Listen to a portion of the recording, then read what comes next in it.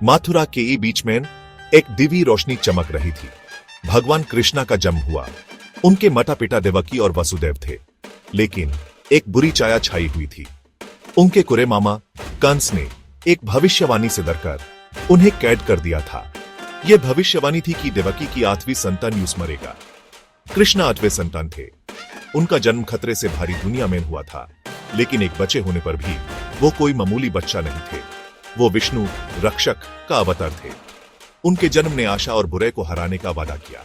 उनकी यात्रा एक चमत्कार से शुरू हुई। वसुदेव देवताओं के मदद से कृष्णा को यमुना नदी के पार ले गए। नदी 2 हिस्सों में बंट गई और एक रास्ता दिखाई दिया। कृष्णा को फिर गोकुल में उनके पलक माता पिता नंदा और यशोदा को सुरक्षित रूप से दे दिया गया।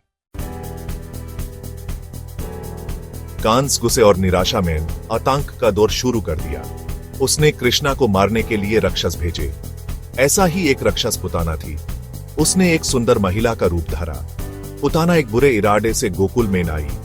उसने कृष्णा को अपना जहरीला दूध पिलाया। कृष्णा ने अपनी डिवाइन विजडम से उसके धोखा समझ लिया। उन्होंने इतनी जोर से दूध पिया कि पुतना की जान निकल गई।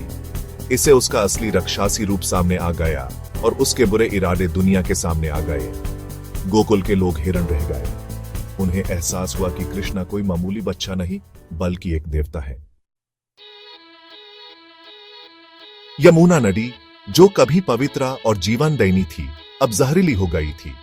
एक भयानक सांप कलिया ने यू से अपना घर बना लिया था। उसके जहर ने पानी को ऐसा कर दिया था कि सब जीवों के लिए जानलेवा हो गया था। कृष्णा ने अपने लोगों की यह हालत देखकर कलिया का सामना करने का फैसला किया।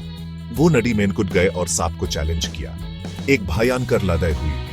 कृष्णा ने अपनी डिवाइन एजिलिटी और शक्ति से कलिया के कई फानों पर नचकर यूस दबोच लिया।